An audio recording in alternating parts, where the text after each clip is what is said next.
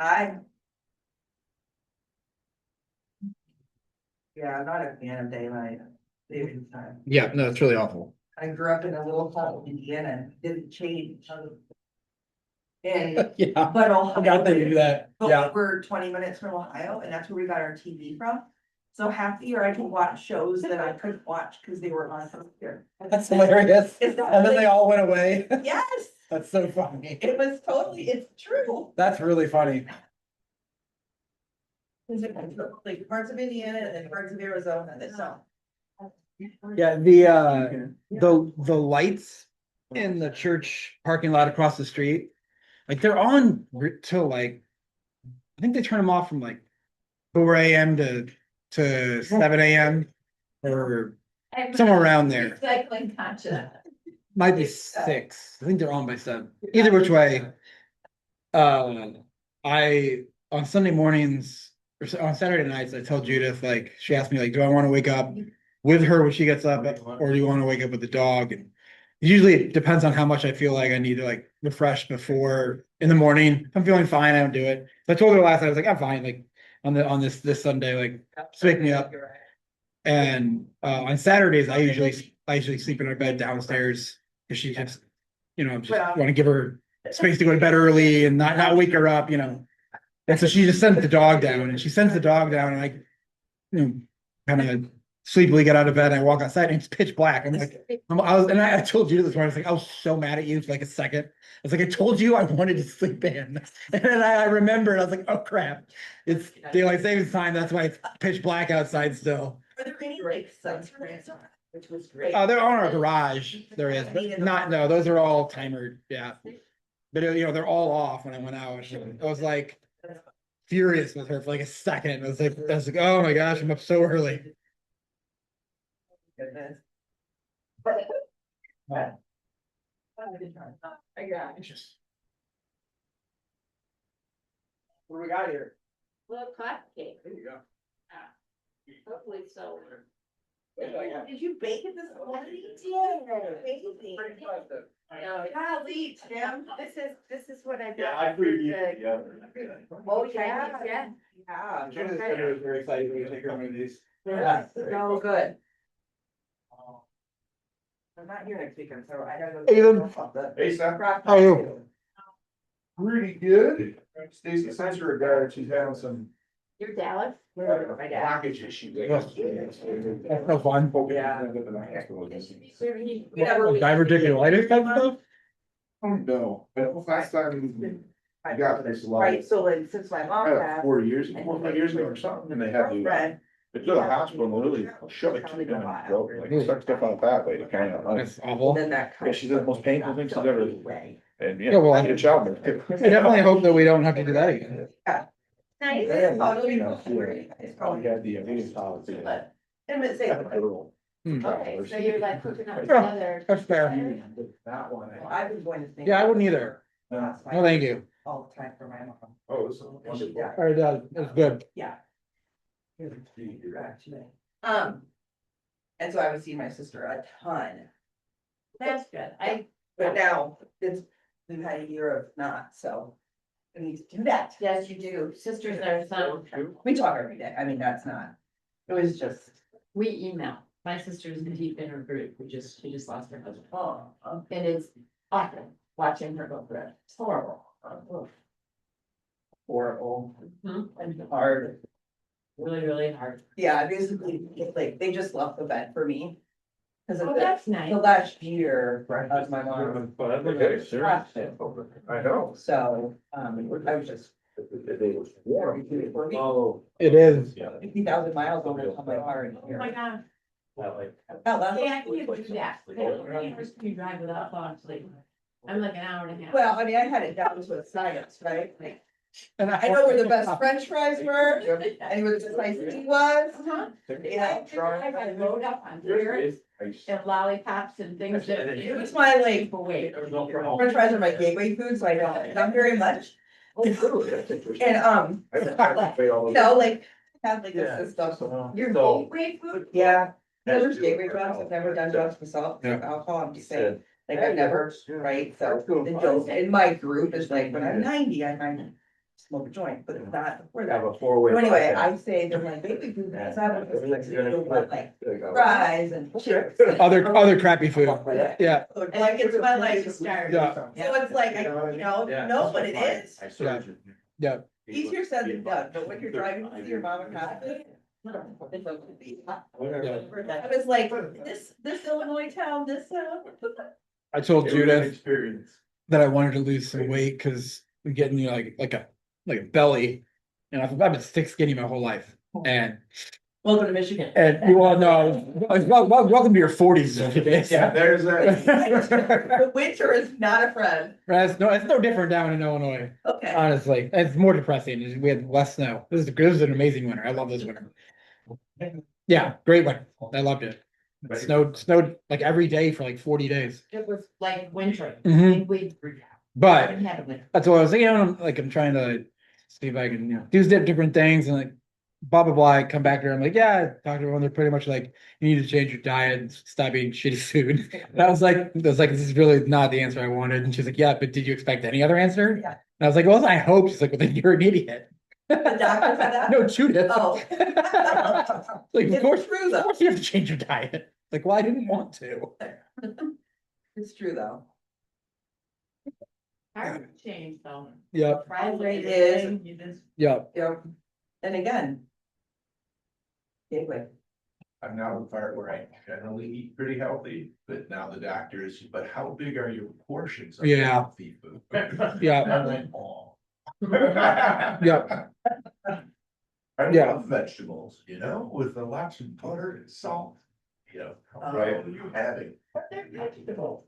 I love steaks, big steaks. Yep.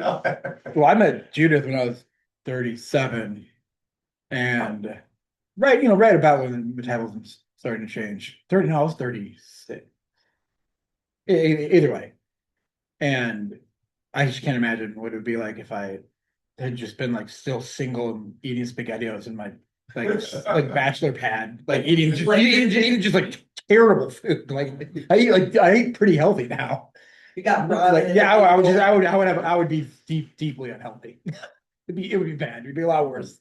Think about my college Yeah. diet. Mm. That's what I'm saying, a big bowl of ramen and you throw the frozen Yeah. veggies on, I'm thinking it's good, then rain. Yeah, every time butter. Nope. I'll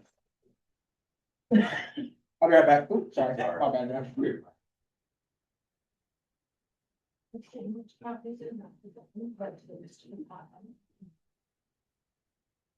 Very good, Tim. Thank you. Didn't we do a good job? I see, good job. Very good up. Tim's just amazing in the kitchen. He is, isn't he? Especially early morning. I know, man, the dishwasher. Yeah.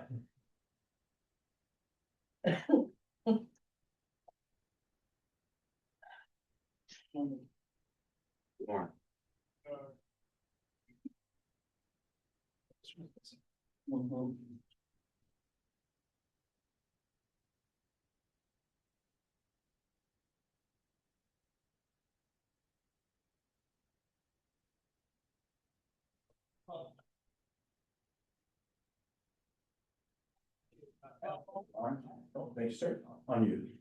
I'm not big.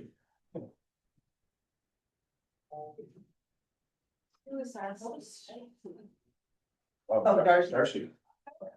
Read it, girl.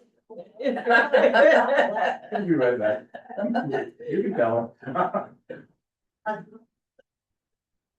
And Lois says, you go, girl. Good, right? Suddenly, I didn't see it for that. But what? Suddenly, I didn't see it like that. That little overzealous. Am I crazy or did the coffee go? I think she went to get more. Oh, okay. Yeah. She only brought half of I it. was like, I swear it was over Oh, there. you're crazy. Yeah, that's actually pretty fair. Enough of that meat. Yep. Yep. Accurate. Remark. I have Christmas. That's the best. Yes.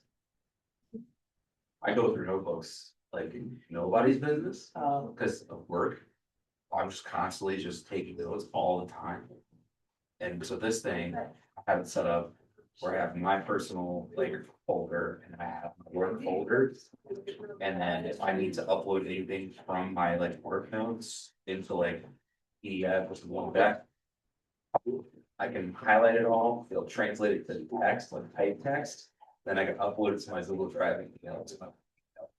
Wow. Yeah, That's oh, all. yeah, that's good. Is that what it was? Yeah. Fancy. I do, by the way. Yeah. The Roxy got me this one because I have like. It's like, yeah, it's your pocket. Or from the party.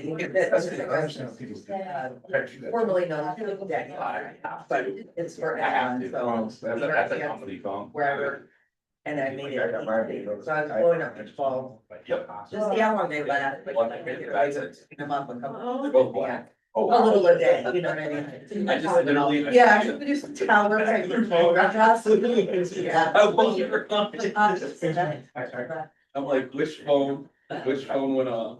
Which one was it? There's more left. Well, I've got, but I haven't now, cause I have like a glass here. Thing on this, where I'll sell it in my back pocket. You must be. I work phone in my front pocket. Roxy even call you.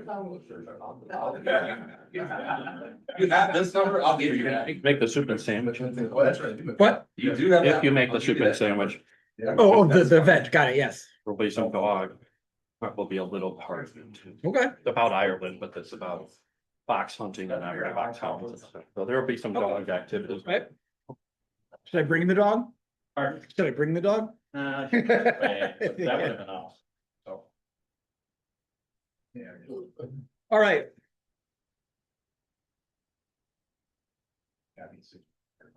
you're fine, you're fine. 6-month contract.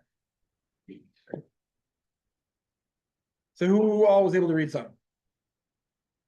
Tom, okay, cool. Not bad. So this one this week is this, obviously it's the first deliberation of the second series. It functions a lot like the first one we read in the first series, in that like he's setting out a lot of things that he's gonna go into detail in each specific deliberation, but it also functions a little bit like the you shall one, where we had 3 different deliberations, but they are all kind of tied to the same thing. So they are pretty similar. I might pull a little bit from the love, hopes, all things and love, believes, all things deliberations. Yeah. So Judith talked a little bit about it during the sermon. So is he saying that we should love people regardless, right here and now, or as they are, or even with all their faults, love them for who they could be? Is it either or? It's more the former. If I were to give you the really proper answer, it would be love them as they are eternally. And like they are perfect because they're going to be perfect. So for who they could be. They're who they are, in the sense of like he's shifting your perspective. So love them. They are, eternally loved, perfect sons and daughters of God.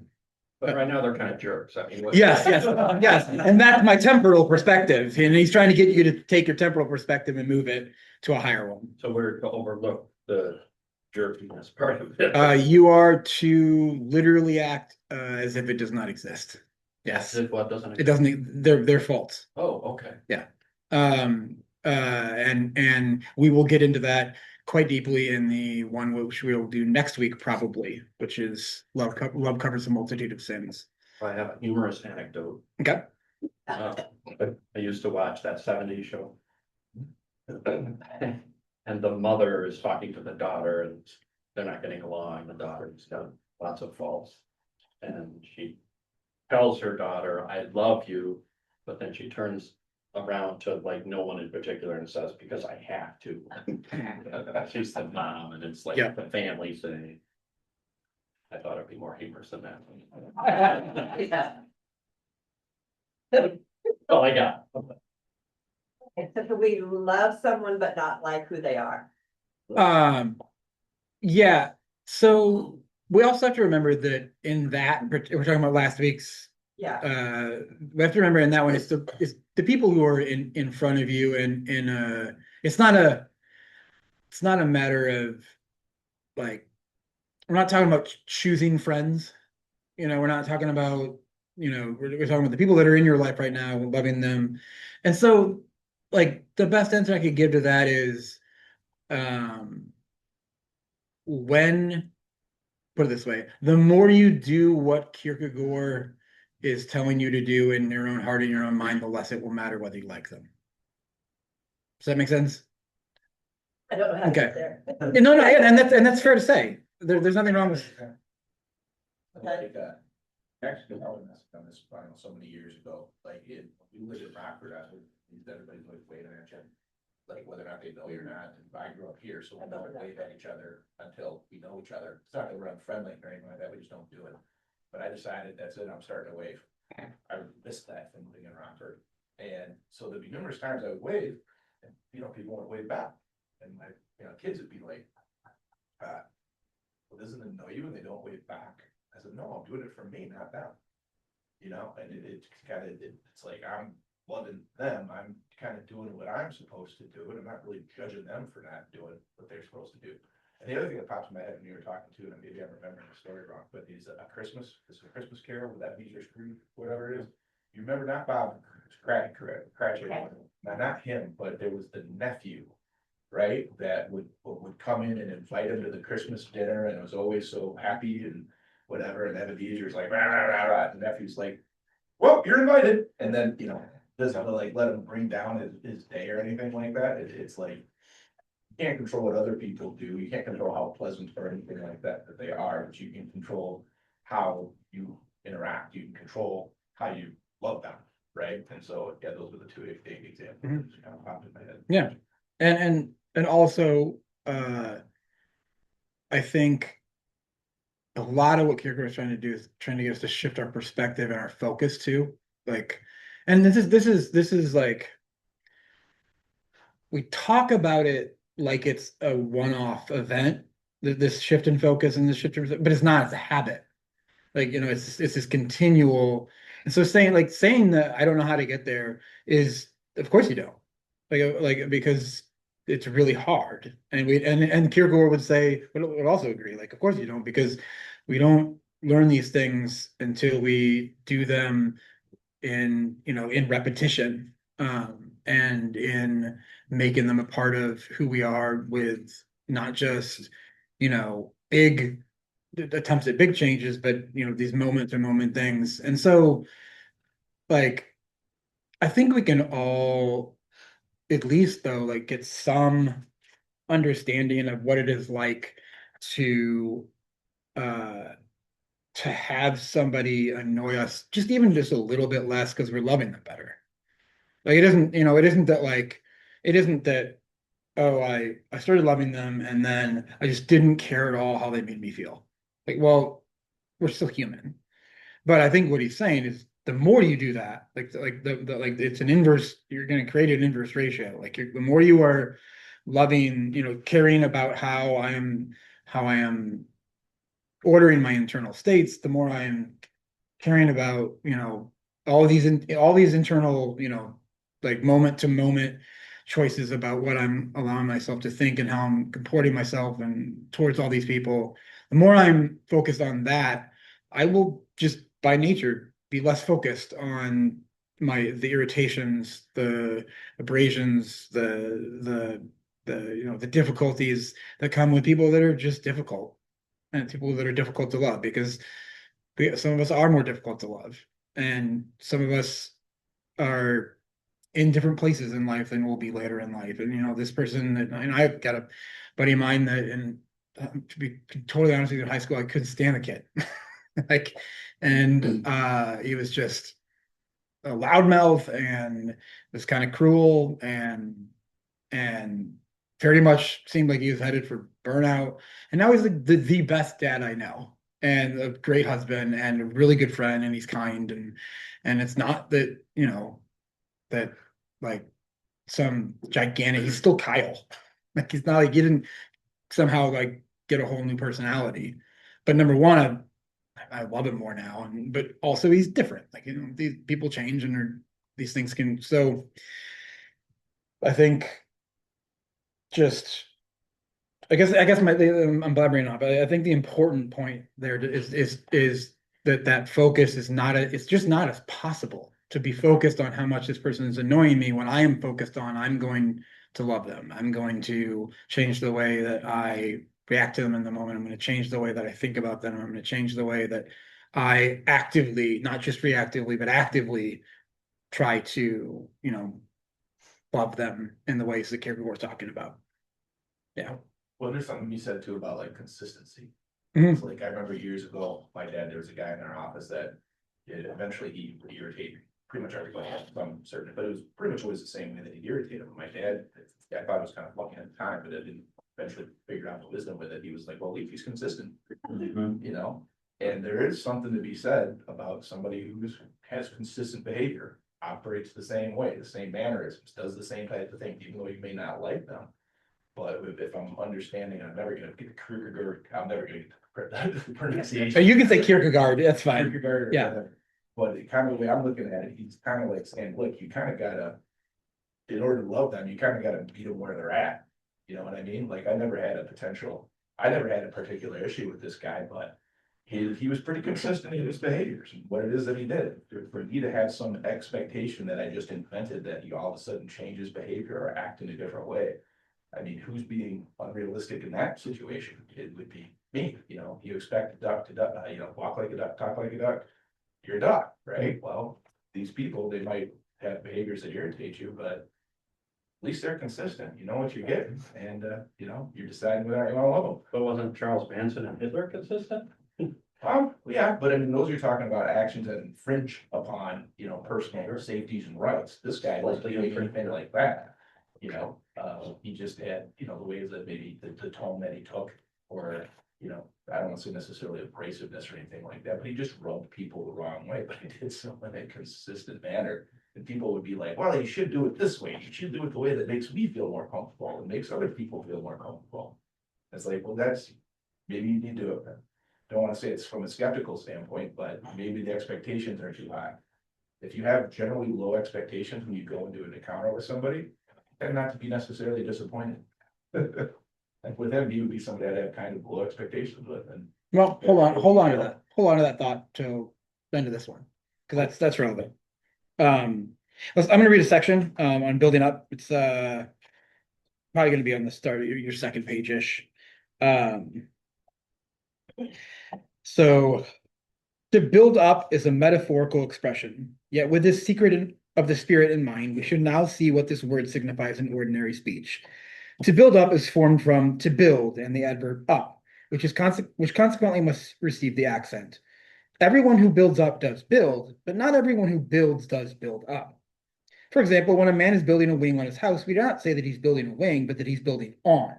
Consequently, this up seems to indicate the direction and height, the upward direction. Yet this is not the case either. For example, if a man builds a 60-foot building 20 feet higher, we still do not say that he built up the structure 20 feet higher, we say that he built on. Here the meaning of the word already becomes perceptible. For we see that it does not depend on height. However, if a man erects a house, be it ever so small and low, from the ground up, we say that he built up a house. Also, there's a note on this, just as you listen to the rest of it. The note says, at this point, the illustrated display of ordinary language, the English idiom does not parallel the Danish. So basically, this is where it kind of gets a little, the build up, build on, build part doesn't work as well as it does in Danish. Thus, to build up is to erect something from the ground up. This up does indeed indicate the direction is upward, but only when the height is inversely to depth do we say build up. Therefore, if a man builds upward from the ground, but the depth does not correspond properly to the height, we say that he built up, but also that he built it up poorly. Whereas by build poorly, we understand something else. With regard to building up, then, the emphasis rests especially on building from the ground up. We certainly do not call building into the ground building up. We do not say that we are building up a well. If there is to be any talk of building up, then no matter how high or low the building becomes, the work must be from the ground up. Thus, we may say of something, he began to build up a house, but he did not finish. However, we can never say of someone who added ever so much to the building in height that he built it up, if he did not do it from the ground up. How strange This up in build up indicates height, but it indicates height inversely as depth, since to build up is always to build from the ground up. That is why scripture says of the foolish man that he built without a foundation, but of the person who hears the word to his true upbuilding, or according to scripture, the person who hears the word and does accordingly, of him it says he is like a person who built a house and dug deep. Therefore, when the floodwaters came and the storm beat upon this soundly built up house, we all rejoiced at the upbuilding sight that the storm was unable to shake it. As we said, when it comes to building up, the point is to build a foundation. It is commendable that before beginning, a man calculates how high he can erect the tower. But if he is going to build up, then by all means have him be careful to dig deep, because even if the tower reached the sky, if this were possible, if it lacked a foundation, it would not actually be built up. So obviously one gigantic metaphor that he's doing here. But I do think it kind of sets the tone for a lot of what he's doing in the book and in the second series, especially. Because I think I guess what I should say is the important thing to realize there is that from the ground up is talking about think of the building as our relationships of love with other people. But the important thing is to build that foundation. And I think that he's talking about the difference between inner and outer work. And that if you want to do these works of love, if you want to do these, this external love, you have to do the internal works of love first, because you can't build a house or a building that is going to stand up against, the difficulties of loving people in the world if you have not built it on a foundation that building can actually be erected on. If I am not praying for the people in my life, if I am not doing this work of orienting my heart and myself and my desires and retasking them and reorienting them, if I'm not done any of that and I just decide I'm going to go be a generous person, I can't, because I'm not a generous person. I can go be generous a few times, but that is going to peter out because I haven't done the internal work to do that. I haven't given a foundation from which that building can actually, be built upon. And I think that is, it's simple. It's not like this is some amazing, groundbreaking idea, but at the same time, I think it's something that, at least I know in my life, I've ignored a lot, and that I think that I can change my behavior, or I can change the way I love or how well I don't love with decisions rather than habits. That I can, I'm gonna be this, and then not do any of that foundational, and later on he's gonna talk about when you dig down to build a foundation, what you're really doing is you're digging yourself out. You're digging that selfish self, that's the building of the foundation, is you're digging out all of the selfishness so you can be as nothing before God. We talked that's what George Patterson talked about in that podcast that we listened to. But yeah, I think that this is pretty foundational too to what he's going to do in the rest. But moving on. Any questions about that? Sorry. I figured it's not. There's no question. I just have one. Yeah. When I was reading it, I don't know if was there a youth Sunday school song, Deep and Wide? Was it just in my little? Yeah. Yeah. That's what that came to my mind when I was reading. I know. Yeah, I know the song. Yeah. Yeah. It's love. Yeah. I really like this next part. So now he's getting to, the actual, we're done with his intro. So love builds up. But is to build up in the spiritual sense a predicate so characteristic of love that it is suitable solely and only for it? Ordinarily, it is the case with a predicate that there are many objects that all equally, even though in varying degrees, have a claim to one and the same predicate. If this is the case with to build up, it would be wrong to emphasize it so particularly in relation to love as this deliberation does. It would be an endeavor based on a misunderstanding to impute arrogance to love, as if it wanted to monopolize or usurp what it shared with others, and to share with others is precisely what love is willing to do, since it never seeks its own. Yet it is truly so that to build up is exclusively characteristic of love. On the other hand, this quality of building up has in turn the characteristic of being able to give itself in everything, to be present in everything, just as love has.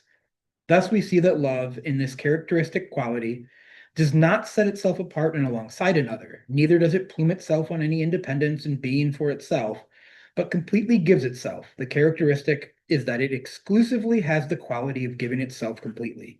There is nothing at all, that cannot be done or said in such a way that it becomes upbuilding. But whatever it is, if it is upbuilding, then love is present. Thus, the admonition, just where love itself admits the difficulty of giving a specific rule, says, do everything for upbuilding. It could just as well have said, do everything in love, and it would have said the very same thing. One person can do the opposite of what another person does, but if each one does the opposite in love, the opposite becomes upbuilding. There is no word in the language that itself is upbuilding, and there is no word in the language that cannot be said in an upbuilding way and become upbuilding if love is present. Skipping ahead a little bit. We too notice this ourselves, since we use the word upbuilding in the widest range, but what we perhaps do not explain to ourselves is that we still use it only wherever love is present. Yet this is the correct usage of language, to be scrupulous about not using this word except where love is present, and in turn, by this limitation, to make its range limitless, since everything can be upbuilding in the same sense as love can be everywhere present. The upbuilding consists in this. So I really like the point he's making here is that because we talk about love as being infinite, we talk about love as being eternal, and we talk about love as being the foundation of charity is caritas in Greek is the foundation of the Christian life. And I think use those words I don't want to say flippantly, even though I'm sure we do sometimes, but I don't really think about the fact that there's really some really powerful truth there. And that especially if we grew up in I mean, I'm old enough to remember postmodernity being a big thing and relativism and just there's not one single truth and being scared of that uh not understanding how that fits with Christianity. But it is you can go as far back as Augustine, which is 400 AD, and his hermeneutic of interpreting scripture was does it lead to love? And if it does, then it's true. And some people would ask him like, what if somebody comes up with two opposite interpretations of scripture? No, they may be logically opposite, but they're both true if they lead to love, because scripture is infinite. The meaning of scripture is infinite. And it kind of throws your brain for a loop. But what Kierkegaard is saying is like, look, there is a million different ways to be loving. There's only one way to be loving. And he's trying to get us to understand that yes, this I may do things differently. I may say different things. If to put some actual skin on it, I am likely to be a very, very different person when I go to comfort a friend than Judith is. Because I don't have her gifts, she doesn't have my gifts. I don't have her faults, she doesn't have my faults. She doesn't have my weird peccadillos and my non-neurotypical brain that makes me just awkward sometimes. But like we're gonna be, but we're both loving. We're both going to a friend and saying things that I may say even something close to the opposite of what she says to them, or bring up something that they find to try to comfort them in ways that are totally different. And instead of sitting there and thinking, oh, which one was best, the point is, no, they're both if they were both meant to upbuild, if they were both loving, then they're both as good. Now you can ask, of course, which one comforted that person better. But that's not the question, that's being discussed. We're talking about just the fact that we are all unique, but also we all have infinite different ways of loving. And so not only does this like give us an appreciation for the diversity, that we all have in the body of Christ, but I think even more importantly, it makes us realize that that what is going on in our heart has a direct impact on our relationships. Bless you. Thank you. And we'll take that a lot farther in a minute, but questions, anything about that? Before I move on? Okay.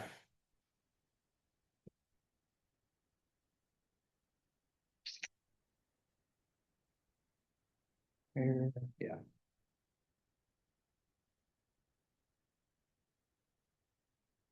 So we're different, but you said next we're gonna look at what's going on in our hearts. Well, he's saying that what is going on in your heart determines whether or not your action is loving. So if you are, which is also going to, later on, we'll talk about this too, it also leaves you open to the possibility of offending someone, even by loving them, but we'll get there. So, I am on, I have no idea. Well, this is the section, that is before the, put it this way. 1, 2, 3, 4.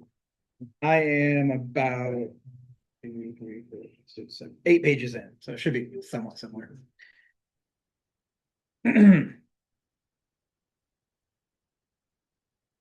Therefore, when the discourse is about the work of love and building up, either this must mean that the one who loves implants love in another person's heart, or it must mean that the one who loves presupposes that love is in the other person's heart. And by this very presupposition, he builds up love in him from the ground up, provided, of course, that in love, he presupposes its presence in the ground. To build up must be one of the two. But can one human being implant love in another human being's heart? No, this is a superhuman relationship, an inconceivable relationship between human beings. In this sense, human love cannot build up. It is God, the creator, who must implant love in each human being, he who is himself love. Thus, it is specifically unloving and not at all upbuilding if someone arrogantly deludes himself into believing that he wants and is able to create love in another person. All busy and pompous zeal in this regard neither builds up love nor is itself upbuilding. The first relationship of building up then would be inconceivable, hence we must think about the second. In this way, we have achieved the explanation of what it is that love builds up, and it is on this that we shall dwell. The one who loves presupposes that love is in the other person's heart, and by this very presupposition, builds up love in him from the ground up, provided, of course, that in love he presupposes its presence in the ground. This discourse then cannot be about what the loving person who wants to build up is to do now to transform the other person, or in order through the exercise of control to produce love in him, but it is about how the loving one upbuildingly controls himself. As you see, it is already upbuilding to bear in mind that the one who loves builds up by controlling himself. Only the unloving person fancies that he should build up by controlling the other. The one who loves presupposes continually that love is present, and in just that way, he builds up. A builder gives little thought to stones and the gravel he is to use for the building. A teacher presupposes that the pupil is ignorant. A disciplinarian presupposes that the other person is corrupted. But the one who loves and builds up has only one course of action: to presuppose love. What is to be done in addition can continually be only to control himself in order to continually presuppose love. In this way, he draws out the good. He loves forth love. He builds up. Love can and will be treated in only one way, by being loved forth. To love it forth is to build up. But to love it forth is indeed to presuppose that it is present in the ground. A person can be tempted to be a builder, a teacher, a disciplinarian, because this seems to be ruling over others. But to build up the way love does cannot tempt, because this means to be the one who serves. Therefore, because it is willing to serve, only love has the desire to build up. The master builder can point at his work and say, "This is my work." The teacher can point to his pupil, but the love that builds up has nothing to point to, since its work consists only of presupposing. This is again very uplifting to consider. Suppose that someone who loves succeeded in building up love in another. Then when the building is standing there, the loved one stands off by himself and, abashed, he says, I presupposed it all the time. Ah, the one who loves has no merit at all. The building is not like a monument to the builder's craft, or, like the pupil, a memento of the teacher's instruction. After all, the one who loves has done nothing but presuppose that love was present in the ground. The one who loves the the one who loves works very quietly and very solemnly, and yet the forces of eternity are in motion. In regard to oneself, it is difficult to control. If in regard to oneself, it is difficult to control one's temper, how difficult then in regard to another person to make oneself absolutely nothing, and yet to do everything and suffer everything. If it is usually difficult to begin without presuppositions, it is most truly difficult of all to begin to build up with the presupposition that love is present, and to end with the same presupposition. How did we feel about that? I like that. That make sense? Yeah, because the original examples it was using, what you're doing, the expectation is that you're going to affect somebody, you're going to teach them something, Mhm. knowledge they didn't have, you're gonna build something that wasn't there. You're gonna correct the behavior, so it's all on you changing somebody, whereas you, what that's coming across as you love somebody, there's no expectation that you are changing them or, affecting them. It's just, you're assuming that there's some type of degree of love in there and just kind of is what it is. Is that a? It's close, but the only thing, I wouldn't say that you aren't affecting them. You are, but you are not the one doing anything in them. So and I like the Kierkegaard. Kierkegaard a lot of times chooses good examples. Sometimes he chooses examples that make, dude, that doesn't help me at all. This one I really think is helpful. Like, the building, the teacher stands there and yeah, they deflect some of the credit, but nobody would look at a, unless there's some sort of child prodigy, and nobody would look at a teacher and say like, oh, you didn't do any of, like any of that. And none of that is due to you. Or, no one would look at a builder or builder's building and be like, oh, I just was, wishing that building was there, like we do give credit to these things, but because so much of presupposing love in the other, so much of the internal action is beating down your own selfishness, then of course there's no like, we're not going to go come follow all that work up with and now feel good about what you did, now build up more self aggrandizing, or but also really importantly, this presupposing love in the other, this one leads directly into, you can see why the next two deliberations are called love believes all things and love hopes all things, because you read this and you're like, all right, that sounds great until I think about the fact that I'm gonna get duped, fooled, and hurt. This is, like I can't remember who it was. I think it's somebody in medieval theology. Christ makes holy fools of us all. Like this is like, if I'm presupposing and I'm working to presuppose that Christ's love is in everyone that I meet, that to presuppose that they are the person that Christ sees them as. Well, I'm gonna get burned a lot because none of us are. None of us are there yet temporarily, but I'm supposed to be seeing them and presupposing that love is in them when they may be actively working to hurt me. And that is not enjoyable. It is not easy. And it also opens up legitimate questions of like, all right, well, where's the limit on that? Like, am I, like the first place my mind goes to is, am I supposed to presuppose love in my husband who's beating me? Like, am I supposed to just keep, and I don't, and importantly, I don't think that is what Kierkegaard is saying, because he's talking about the internal work. I think that he's not saying that we are to act as if everyone is going to treat us perfectly. He's not saying that we are to to not be at all, wise about our dealings. I mean, Christ himself says be innocent as doves and wise as serpents.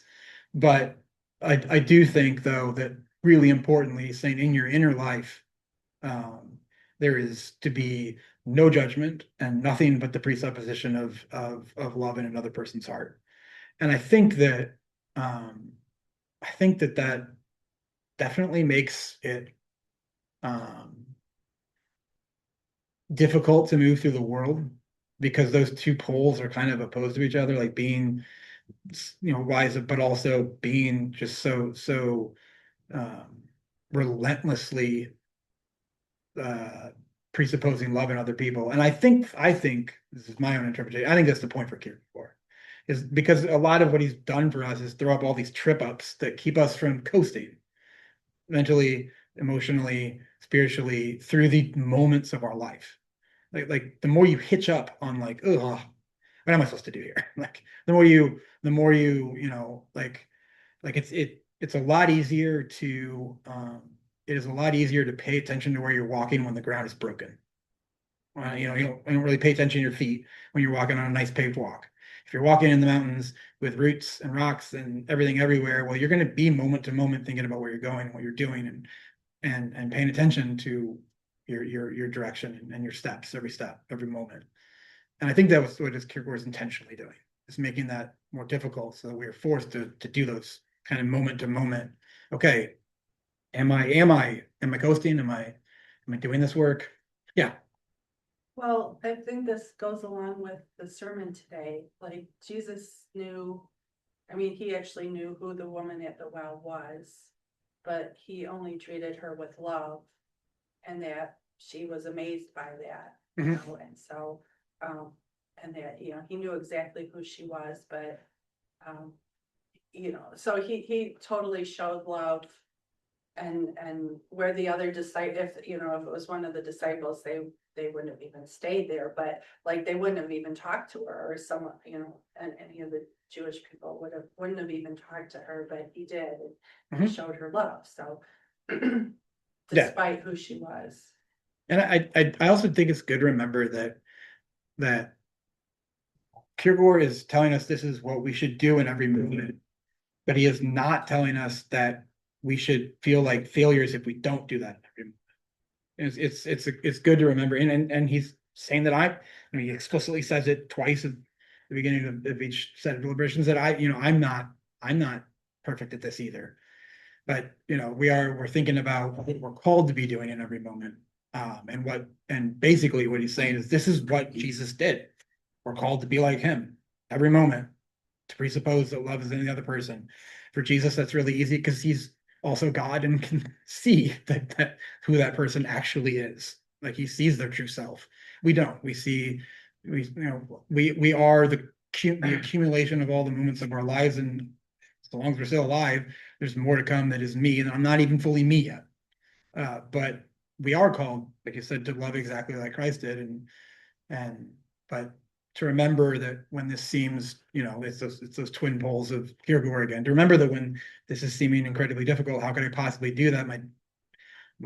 My brother-in-law's an absolute jerk. Like, how do I do this? How do I don't even want to spend any time thinking about him at all, let alone doing the hard work of presupposing that he is a loving person, or presupposing that love is in him. Like, well, when I'm struggling with that, Kierkegaard says, yeah, or when I'm wanting to run from that, Kierkegaard says, yeah, but you can't, you have to. And when I'm struggling with that, he says, yes, but there's grace, next moment, do it next moment. And so I think that those two twin poles are really important to remember, that, this may seem really hard. Well, remember that it's also easy. And it seems really easy. Maybe remind yourself that, yeah, you're probably not doing hard work, but. The example that stands out to me, and apparently doesn't stand out enough that I can remember the guy's name. But you guys might have seen it like on social media. It's a story of the African American who would go attend Ku Klux Klan meetings, right? And not like necessarily rallies to yell at them, but he'd actually go to their like meetings, and he went like so often he was kind of accepted, you know what I mean? Like his viewpoint, and he ended up like converting a whole bunch of them, including the head guy, right? So like the example of just putting yourself in a situation where you completely disagree with what everybody else there's doing or thinking, but, you know, feeling that, you know, the call to quote unquote serve these folks, maybe in a way they don't agree with, is so strong that you're, you know, they can probably, they're at least completely drive you nuts. That he was, you know, still gonna keep showing up. Like I said, I don't remember the name of the guy, but to me, that just seemed absolutely amazing. Mhm. Yeah. That, you know, that he would do something like that. So in your terms of just kind of this, you know, being able to put forth this love, even if it's not reciprocated or whatever, I mean. Yeah, I think, I mean, that's a good point. Like he's seeing them as having a lot more love in them than the rest of the world would have. Certainly black people, that's for sure. Yeah, that's a good example. He spoke, like he spoke to them too. He just He didn't would, show up. no, he would just, He would show up. make relationships with them. Yeah, Okay. like he was there like, on the regular, not necessarily to argue with them or shout at them or anything Yeah. like that, he was just there. Sit down and have like coffee with them, talk to them. Was this on the nineties or recent? It's 80s, I should He's think. still doing it. Yeah, he might still be I like think that. he's still doing it. Was it on the news? I don't know. No, it's Like, was it 60? It's social media. Social media.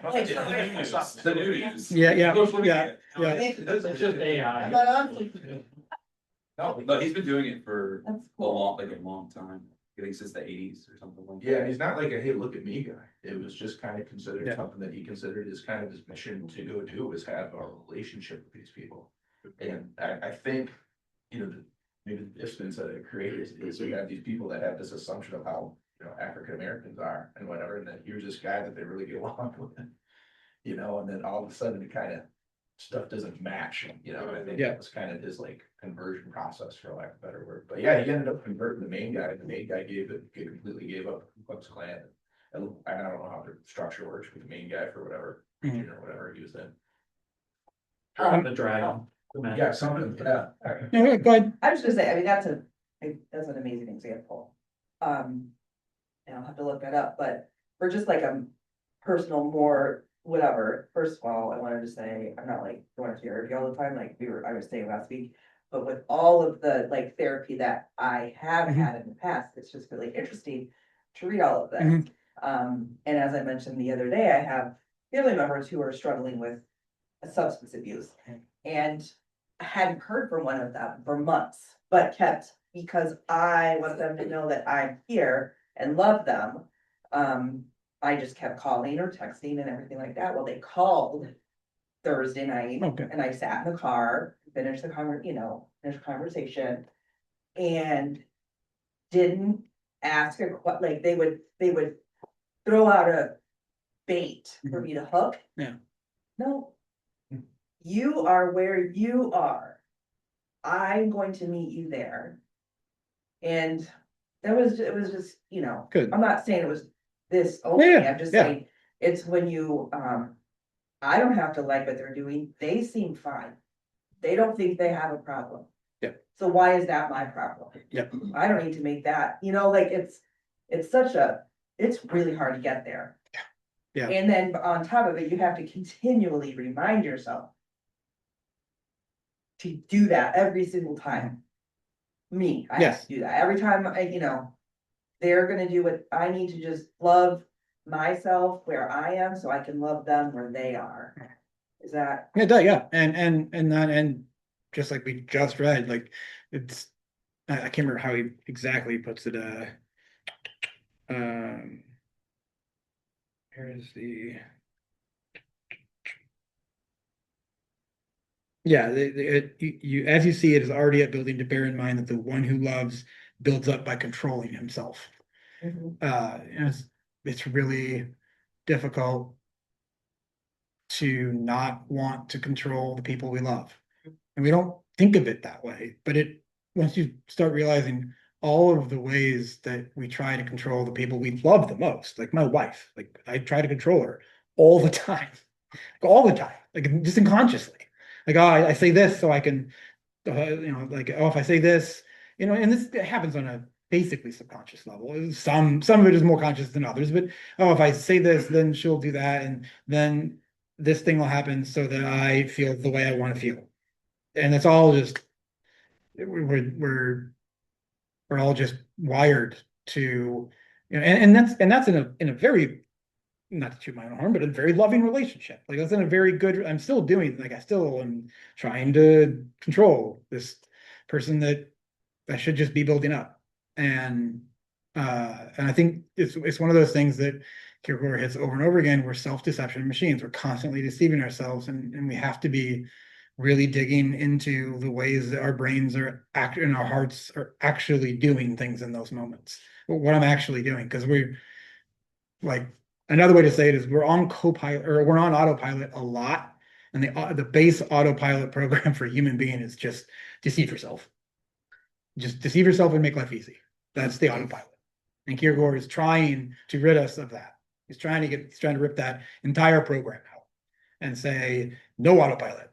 Every moment you have hands on the stick. And that sounds awful because like yeah, exactly. But I do think that, I think it is difficult as a Christian to argue that he's wrong. It's just difficult to tell him that he's right, if that makes any sense. But I'm gonna read on just a little bit. This is a little farther, or on the same page as where I left off. Love builds up by presupposing that love is present. In this way, the one who loves builds up the other, and it is easy enough to presuppose love where it is obviously present.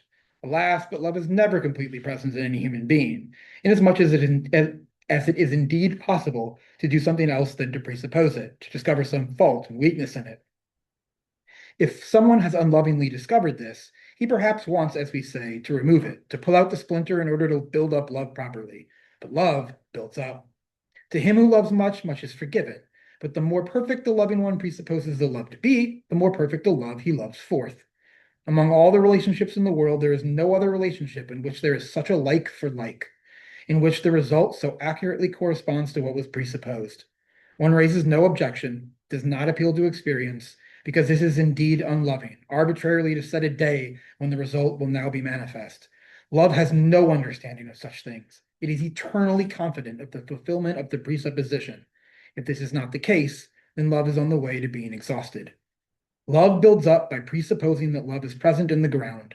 Therefore, love builds up where, in the human sense, love seems to be lacking, and where, in the human sense, it is first and foremost necessary to tear down, yet not for the sake of the desire, but for the sake of salvation. The opposite of building up is tearing down. This contrast never appears more clearly than when the theme of the discourse is that love builds up, for in whatever connection building up is discussed, it still has a similarity to tearing down, that it is doing something to someone else. But when the one who loves builds up, it is the very opposite of tearing down, because the one who loves does something to himself. He presupposes that love is present in the other person, which certainly is the very opposite of doing something to the other person. To tear down satisfies the sensate person only all too easily. To build up in the sense of doing something to the other person can also satisfy the sensate.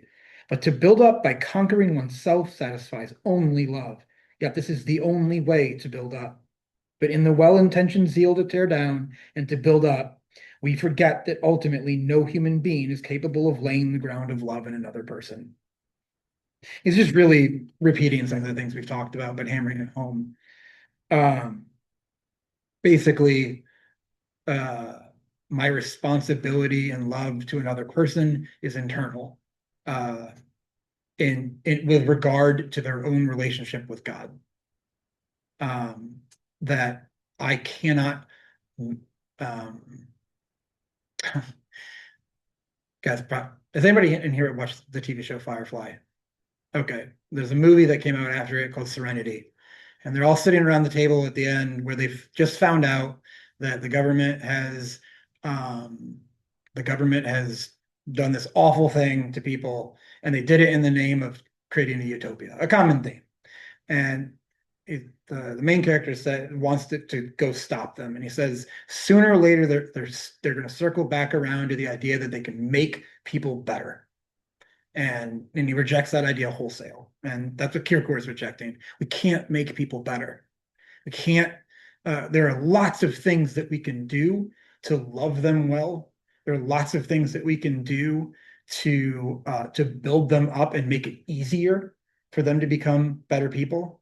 I am, when I got married to Judith, we wrote our own vows, and Judith's vows, as you can imagine, were very beautiful and really a great 3-minute sermon. I said, "You make me better," and just started bawling because I'm much better. And she did not make me better in the sense that she did the work for me, but she saw me as better than I was. And by presupposing that love in me, literally what Kierkegaard is saying is that presupposes that internal work that she has done to see me as better than I've shown myself to be to her has made it easier for me to be that. And I think that is the real meat of what Kierkegaard is saying here. And it says, the more perfect the loving one presupposes the love to be, the more perfect the love he loves forth. In all the relationships in the world, there is no relationship in which there is such a like for like, in which the result so accurately corresponds to what was presupposed. And I having given the example that I just gave, I don't want you to think, though, that what Kierkegaard means that is, if you do this love perfectly, they will be better. He's not saying that. That does happen, but it is not a guarantee. I have friends that I loved very well, and they committed suicide. It wasn't for my lack of love and if I had loved them somehow better, they wouldn't still be here. That is not the like for like he's talking about. Is that when we presuppose love in another human being, the ground of love, God is the ground of that love in them. The good work that he has begun in them, Christ says he will carry to completion. Eternally, they are already that person. That's a guarantee. That's why hope loves all things. That's why love believes all things, because it will be that we are made in the image of something that is eternal and good and loving, and that is who we are as human beings. If you're wondering, yes, that does lead to a certain soteriology of universalism, but I'm just acknowledging that is there. But Kierkegaard is saying, look, when you love another person, the reason that the more that you presuppose love, the firmer that we know that is the case, is because the grounding of this is in the eternal God who is love itself. When we are presupposing love, all we're doing is relying on the same hope that we have that Christ has come to save and gather the lost. Yeah. Well, it makes me think of the mustard seed, Yeah. you sow the seed.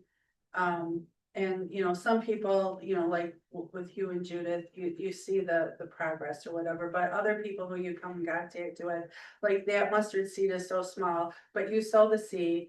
And you might move on from that person, not ever see them again, but you don't know how much it grew just because you sowed that seed. So you don't always know what happens in somebody's life, but you always still need to sow that seed. I was thinking the same thing, because I was wondering, comparing the metaphors. You had the builder, the teacher, the this, which, again, that's all in order for something to happen, those people need to do something, right? But using the seed example, you can be a gardener and you can, make sure there's no weeds, you can water it properly, and like that. You have no control as to whether or not the seed grows. It's gonna be essentially up to the seed and up to God and whatever as to whether or not that seed grows. And that seed might be able to grow without you doing anything. Right, but with your behavior, you can create an environment that is maybe more conducive to the seed growing, but you actually have no control. Whereas if the building is there, it's there because you built it. If the student learned, it's because you taught. If it's because somebody learned that this was not the correct thing to do, it's because you disciplined them or something to that effect. With the seed, it's kind of I can only do so much. I'm going to do what I can, but it's ultimately up to what's innate inside the seed or the love per se. To grow from that standpoint. And even with the builder and the teacher, they might build so far, but then they move on. So you still don't know if your building stood or if it got knocked down in the wind, so. And it's not, what you're saying is not at all wrong. But there's also another factor of it, of we need people in our lives who are thinking of ourselves as better than we are. Like, I think what a lot of what Kierkegaard was talking about here, speaking towards, is just this idea that, like, of the power. And I'm not talking about some, mystical, like, manifesting in other people what we want to see. But literally, relationally, the idea that when if I'm going to be a very different person if I am surrounded by people who presuppose that I am better than I am, and who because that presupposition calls you to be that. Like, when someone treats me as if I'm better than I am, I want to be what they think I am. It motivates me to be better. It calls me, and also gives me a vision of what I could be. When someone is actively comporting themselves around me and toward me in a way that I see, like, I'm not as good as you think I am. The flip side internally that happens in you is like, but I guess I could be. I could see more of what it would look like in these people who are in my life. They show me what I could be. They give me a glimpse of what I could be if I was more loving, if I was more like Christ, if I was uh, doing some of the same work that they were doing.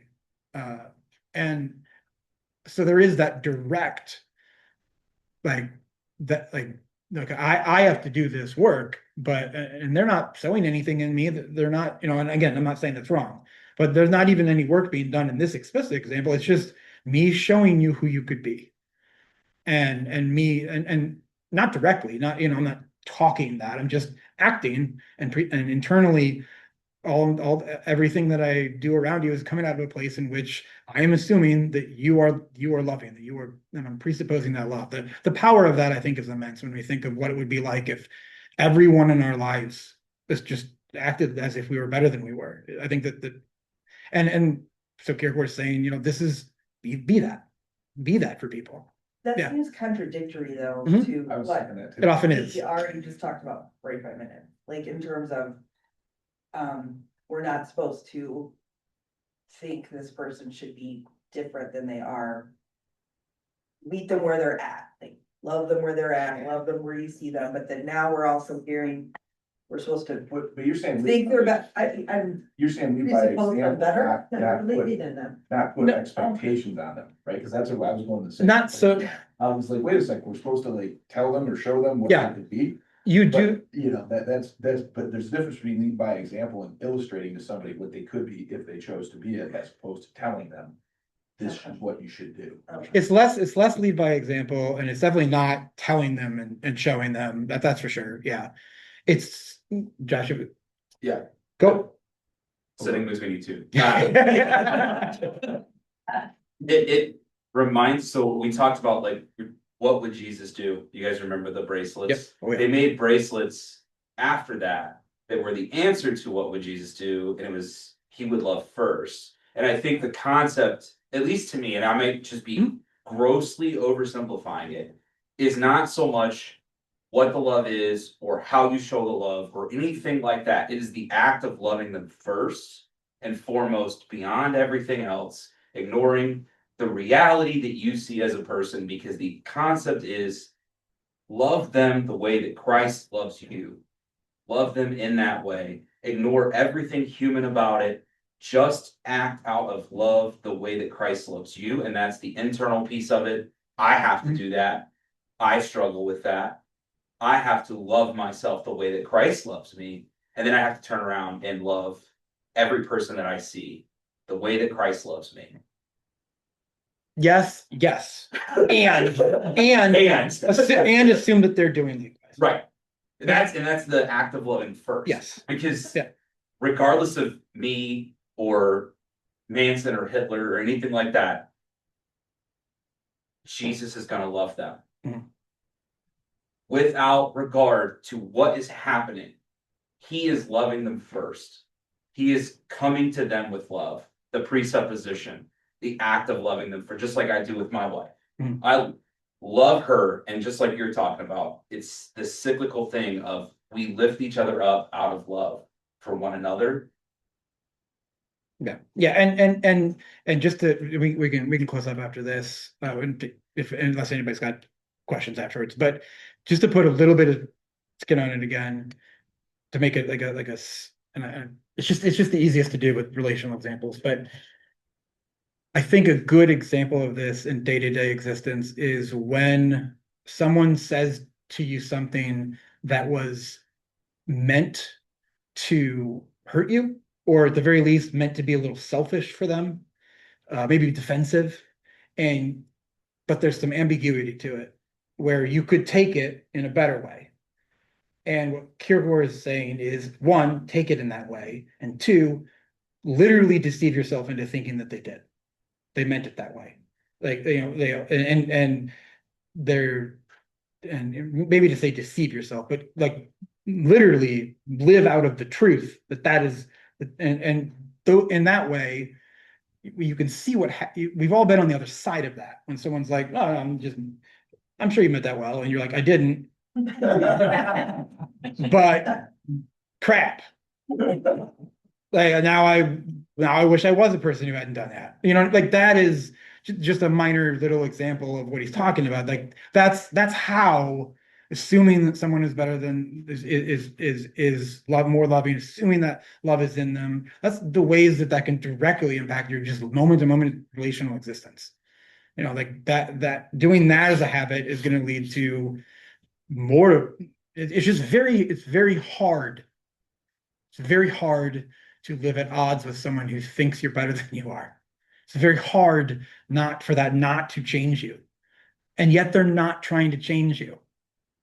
Like, I think that's the power that Kierkegaard is giving here is look, just do this internal work, make yourself someone who could do that in the moment, and then do that in these moments to moments, and these people will change.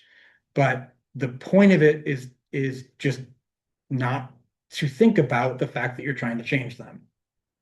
The point is just live out this love forth this love. See love everywhere, and you will find it. But any other questions or anything? Yeah, John. I like all of that, you just said, especially at the end, to love that much is in your control, but I think it's important to have discernment over all of that too. So you don't feel like a doormat. I think that Kierkegaard is actively trying to make us a little bit more of a doormat. There is doormat and then there's doormat. There is Write that down. there is self-sacrifice, and then there is you are trying to be a martyr where you shouldn't. Does it make sense? Like there are levels to this. I don't proclaim to be a psychologist and be able to tell you like on specific cases what is healthy and what is not. But I do want to acknowledge there is a healthiness and an unhealthiness that is possible there. It is not as if just do whatever anyone wants. But at the same time, Jesus is a lot more serious about turning the cheek than I think we thought he was. So, yeah. Well, Yes. in addition to the discernment thing, not in addition, but I'm just a very practical example. You're talking about relationships, and this 4 years ago, we had a couple, but not a couple, of mother, daughter. That we wanted to just show them love, and they were borderline homeless, and so they ended up living with us for weeks, well, months actually. But our boys were much younger back then, and there was dysfunction, and we're like, this is actually negatively impacting our whole family. We had to kick them out, basically. And we gave them a fair amount of time to do that, and they used every last bit of it, but we were absolutely becoming doormats, and we were feeling it. Yeah. And it was impacting not just us, but our young boys at the time. And it was like, we need to use discernment here and healthy boundaries and. In that case, just specifically, I'll just say this, and then I'll wrap us up with some prayer. The discernment in there is good, and I don't disagree with any of that. Another way to frame it too, though, is you are not loving them well by letting them become people who use people. And there's a difference between, and that is not to say that that we don't allow people to take advantage of our generosity, but it is to say that we don't allow them to harm themselves and by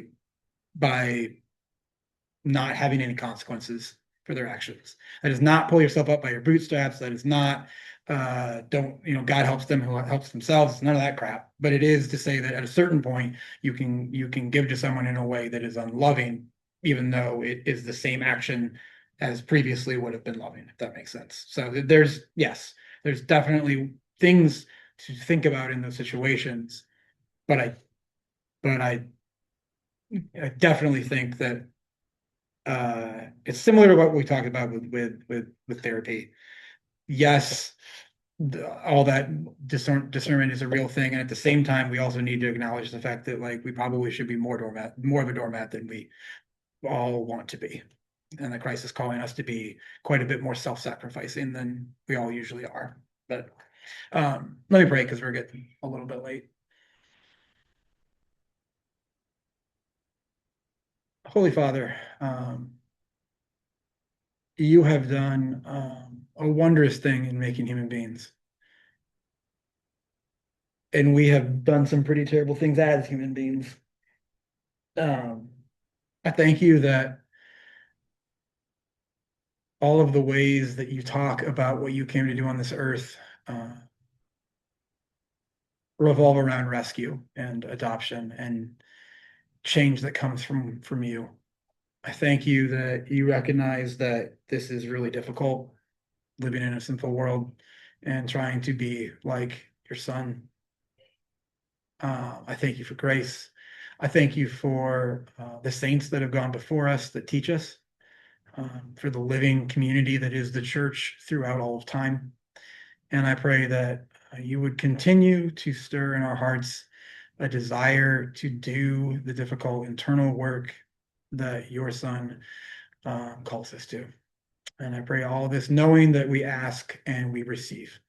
Amen. Thanks a lot, guys.